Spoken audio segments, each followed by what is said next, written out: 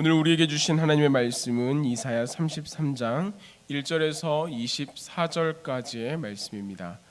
본문은 1절에서 6절 그리고 22절에서 24절까지의 말씀만 봉독하겠습니다. 봉독합니다. 너 학대를 당하지 아니하고도 학대하며 속이고도 속임을 당하지 아니하는 자여, 화 있을진저 내가 학대하기를 그치면 내가 학대를 당할 것이며 내가 속이기를 그치면 사람이 너를 속이리라. 여호와여, 우리에게 은혜를 베푸소서. 우리가 주를 앙망하오니 주는 아침마다 우리의 팔이 되시며 환난 때에 우리의 구원이 되소서. 요란한 소리로 말미암아 민족들이 도망하며 주께서 일어나심으로 말미암아 나라들이 흩어졌나이다. 황충의 때같이 사람이 너희의 노량물을 모을 것이며 메뚜기가 뛰어오름같이 그들이 그 위로 뛰어오르리라. 여호와께서는 지극히 존귀하시니 그는 높은 곳에 거하시며 정의와 공의를 시온에 충만하게 하심이라. 내 시대에 평안함이 있으며 구원과 지혜와 지식이 풍성할 것이니 여호와를 경유함이 내 보배니라. 아멘. 22절에서 24절 말씀입니다. 대저 여호와는 우리 재판장이시요 여호와는 우리에게 율법을 세우시니요 여호와는 우리의 왕이시니 그가 우리를 구원하실 것임이라. 내 돛대줄이 풀렸으니 돛대의 밑을 튼튼히 하지 못하였고 돛을 달지 못하였느니라. 때가 되면 많은 재물을 탈취하여 나누리니 저는 자도 그 재물을 취할 것이며 그 거주민은 내가 병들었노라 하지 아니할 것이라. 거기에 사는 백성이 사죄함을 받으리라. 아멘. 하나님의 은혜를 구하고 하나님께 기도로 나아오는 이 자리는 하나님께서 기뻐하시는 일입니다. 하나님께서 우리에게 구하라, 찾으라, 두드리라 말씀하신 것은 단지 우리와 대화하기를 원하시는 그것을 넘어 우리를 돕기 원하시는 하나님의 마음입니다. 그렇게 특별히 우리는 우리 가운데 환난이 있을 때마다, 힘들고 어려울 때마다 하나님을 기억하며 하나님 앞에 나아올 수 있어야 합니다. 혹시나 우리의 생각대로 뜻대로 일이 진행되지 않아서 당황하거나 두려워하고 계십니까? 하나님께서 우리를 도우시며 그 하나님께서 우리와 함께 하시면서 우리에게 찾고 두드리라 그리고 구하라 말씀하십니다. 오늘 이 아침 하나님께 더욱더 나아감으로 하나님께 응답받는 귀한 시간 되기를 바랍니다. 오늘 우리가 함께 읽은 이사야 33장은 조금 특수한 배경의 이야기를 가지고 있습니다. 쉽게 말해서 믿는 도끼에 발등을 찍혔다라고 할 만한 그런 상황인데요. 북이스라엘을 멸망시켰을 뿐만 아니라 당대의 초강대국인 아수르가 남유다를 침공한 사건입니다. 근데 그것이 어떠한 배경 가운데 있냐면 이스라엘 가운데, 이 유다 가운데 아수르와는 더 이상 공격하지 않겠다, 전쟁하지 않겠다라고 하는, 그래서 이제는 전쟁이 그쳤다라고 하는 명분상의 평화조약, 그러나 실질적인 불평등 조약을 이 아수르와 남유다가 맺은 상태였다라고 하는 것입니다. 그래서 이제는 어떠한 위협도 없겠구나라고 유다가 마음을 놓고 있을 때 갑자기 아수르가 그 조약을 깨고 침공한 것입니다. 약속을 어기고 협정을 어겨 남유다를 공격하는 이 아수르 앞에서 남유다는 어떠한 힘도 방법도 없이 당해야만 하는 것이 오늘 이들의 상황이라 하는 것입니다. 그런데 이것이 우리가 살아가는 세상과 아주 유사합니다. 이기기 위해서는 수단과 방법을 가리지 않고 약자의 것을 갈취하고 또 짓밟고 누르는 것이 이 세상이기 때문입니다. 이 세상을 살아가는 것이 우리 모든 사람들이죠. 그럼 이 세상 가운데서, 이 자리 가운데서 우리는 어떠한 모습이어야 하겠습니까? 우리는 어떠한 모습으로, 어떠한 방법으로 어떻게 살아가야 하겠습니까? 혹자는 세상이 하는 말을 그대로 가져와서 우리도 그렇게 살아가야 한다라고 말하는 때가 있습니다. 하나님을 믿는 사람, 이 교회가 너무 세상의 지혜에 어둡기 때문에 세상의 지혜를 가져와서 그렇게 서야 한다. 그리고 때로는 그것보다 더욱 세상적인 방법과 계략으로 이 세상과 맞서야 한다라고 이야기합니다. 그러나 그런 방법이 아니라 우리 그리스도인은 이 세상과는 다른 방법으로 이 문제들을 마주해야 하고 하나님 앞에 나아가야 하는 것입니다. 같은 사물이라도 바라보는 시각에 따라 그것을 다르게 보는 것이 사실입니다. 똑같은 사건이라고 할지라도 입장에 따라서 그것을 보는 내용과 상황과 이해가 달라지기 마련입니다. 마찬가지로 그리스도인은 똑같은 이 세상을 살아가고 똑같은 환난 가운데 있으면서도 이 세상과는 다른 시각으로 살아가야 한다라고 하는 것입니다. 즉 우리는 나라가 멸망하는 가운데 이사야가 그러했듯이 눈앞에 일어나는 모든 일들보다 더 크신 하나님, 내 눈앞에 놓여있는 그 모든 일들보다 배후에서 이 모든 것들을 주관하고 계시는 그 하나님 앞에 우리가 나아가야 하고 그 하나님을 바라보는 시각으로 이 문제를 풀어가야 하는 것입니다. 이 일을 위해서 이스라엘 백성은 먼저 기도함으로 주님 앞에 나아갑니다. 2절 말씀 우리 같이 보도록 하겠습니다. 여호와여 우리에게 은혜를 베푸소서. 우리가 주를 앙망하오니 주는 아침마다 우리의 팔이 되시며 환난 때에 우리의 구원이 되소서. 우리의 환난 가운데서 하나님 앞에 나아가는 것은 믿음이 없이는 어려운 일입니다. 나에게 닥친 문제가 있을 때 이것을 해결하기 위한 다른 방법보다 하나님께 먼저 나와서 기도한다라는 것은 우리 가운데 분명한 신앙의 확신을 요구하는 것이라는 것이지요. 가장 쉬운 것이 돈을 찾아서, 권력을 찾아서, 명예를 찾아서, 다른 연줄을 찾아서 해결하는 것 아니겠습니까? 그러나 그럼에도 불구하고 그 모든 것들보다 먼저 하나님 앞에 나와서 하나님, 이 문제가 주님께 있습니다라고 말하는 것은 우리의 마음 가운데, 우리 삶 가운데 이 모든 일의 주권이 하나님께 있음을 선포하는 것입니다. 세상 사람들은 그 시간도 아깝다고 말하겠죠. 그것이 기본적인 반응입니다. 사람의 마음이 분주하고 어렵기 때문에 그 시간 가운데 하나님을 생각하는 것도 쉽지 않습니다. 그렇기에 환난 가운데, 어려움 가운데 하나님 앞에 나아가는 것은 그의 믿음의 단단함과 또한 삶 가운데 놓여있던 기도의 습관이 그를 이끌어가는 것이죠. 이스라엘 가운데, 이사야 가운데 그런 모습이 있었습니다. 주여 은혜를 베푸소서, 주여 우리의 구원이 되어 주시옵소서 기도하는 그의 모습이 있었던 것입니다. 포기가 아니라 믿음으로 하나님 앞에 나아가는, 절망이 아니라 두려움이 아니라 하나님에 대한, 말씀에 대한 확신으로 주님 앞에 나아가는 그 자리에서 하나님께서는 우리를 만나주시며 우리에게 약속해 주십니다. 6절 말씀입니다.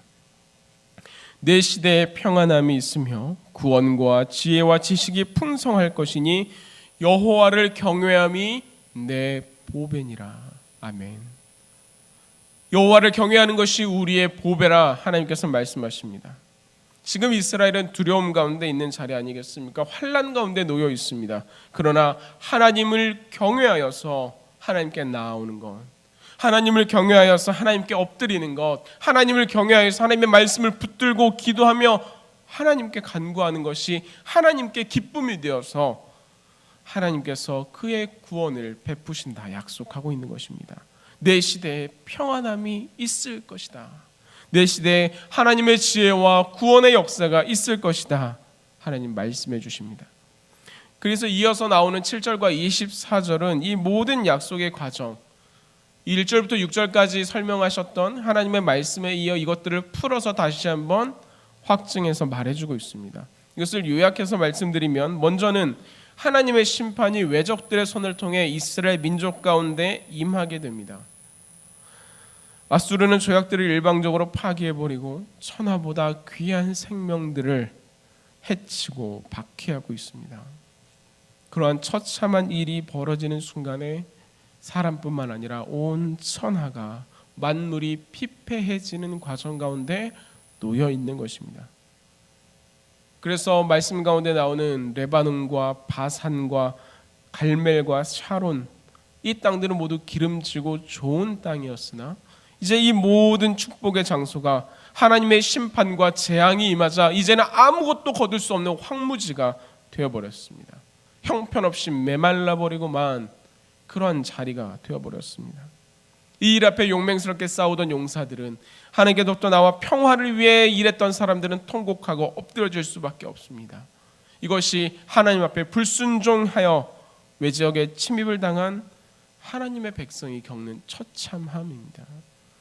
하나님을 믿는 백성이 외적의 손에, 하나님을 믿는 하나님의 사람이 세상의 일에 억압받고 침략당하여 절망하는 것, 이것이 우리 하나님의 백성들이 가지는 처참함 아니겠습니까?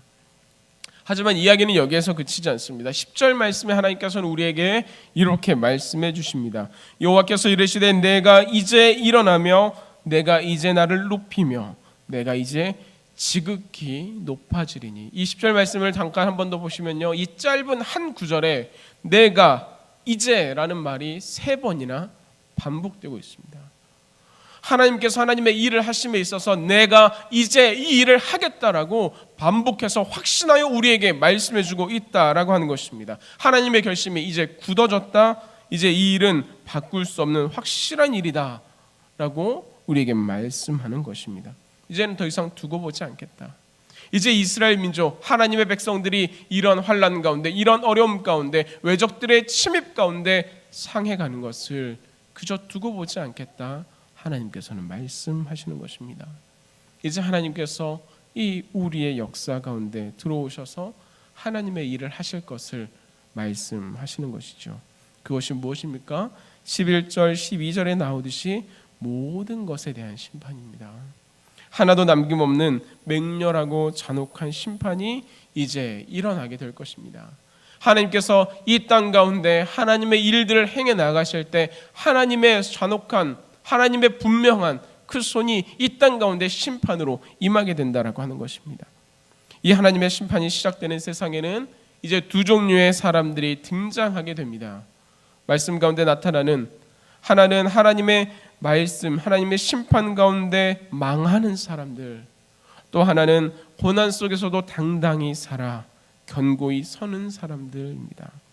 능력의 하나님께서는 역사 속에서 이 당하는 모든 일들 속에서 하나님의 능력을 통하여 이 세상의 사람들을 정확하게 둘로 나누어 구분할 터인데, 14절에 표현하듯이 첫 번째 종류의 사람들은 시온의 죄인들입니다.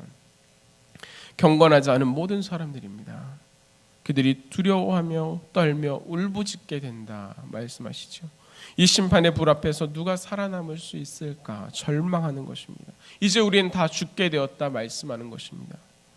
이스라엘 가운데 하나님께서 말씀하시고, 이스라엘 가운데 하나님께서 하나님의 일들을 행하시고, 이 땅 가운데 하나님의 손길이 임할 때 그 화를 당하는 자들은 경건하지 아니한 자들, 6절에 말씀하듯이 여호와를 경외하지 않았던 사람들입니다.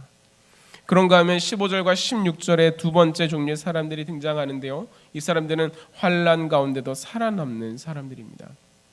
이들은 오직 의를 행하고 하나님의 거룩함과 경건함을 지켜가는 하나님의 백성들입니다. 세상에 살면서도 천국 백성으로 살아가기 때문에, 이 세상의 방법이 아니라 하나님의 방법대로 살아가기 때문에, 이 세상의 욕심과 이 세상의 이기가 아니라 하나님의 뜻과 하나님의 말씀을 붙들어 살아가기 때문에 참 어려움을 많이 겪는 사람들입니다. 세상의 잔꾀를 부리지도 않고, 그렇기 때문에 손해도 많이 봅니다. 사람들로 하여금 어리석다는 이야기도 많이 듣습니다. 노아 시대에 수많은 사람들이 노아를 향하여 손가락질했던 것처럼 하나님의 말씀을 지켜 살아가는 것이 그렇게 어렵고 힘든 자리입니다. 핍박을 당할 때도 있고 그것이 환난의 자리에 놓이기도 합니다. 그러나 하나님의 심판이 시작되는 그날, 하나님의 공의가 선포되는 그날에 당연하고도 당당하게 하나님의 구원을 받게 되는 그들이 바로 이 사람들입니다. 하나님을 경외함으로 하나님의 보배가 된 사람들, 하나님을 경외함으로 하나님의 구원의 은혜를 입는 사람들. 그래서 이사야 선지자는 놀라운 구원이 이루어지는 그날에 우리의 재판장이시오, 우리의 율법을 세우는 이시오, 우리의 왕이신 하나님께서 우리를 향하여 회복을 선포할 것이다, 우리를 향하여 하나님의 은혜를, 하나님의 손길을 베푸실 것이다 말합니다. 그래서 20절과 21절에서 나타나듯이 하나님께서 당신의 백성에게 복 주시는데, 그 땅 예루살렘 성 시온 성이 회파되고 무너지고 사그라진 그것이, 이 수치의 자리가 하나님의 은혜로 회복되어져서 하나님의 구원의 손길로 붙들어져서 그 땅이 하나님의 영광이 찬란한 아름다운 땅으로 회복될 것을 말하는 것입니다. 또한 24절에 나타난 것 같이 이제는 그 거주민은, 이제는 하나님께서 회복시키는 그 터 가운데 살아가는, 하나님을 신뢰하며 하나님을 경외하며 살아가는 경건한 그 사람들은 더 이상 병들었노라 하지 않고, 더 이상 어떤 병도 그들을 침해하지 않고, 그곳 사는 모든 백성들은 죄의 용서함을 받는 하나님의 구원의 은혜가 임한다고 말씀하고 있습니다.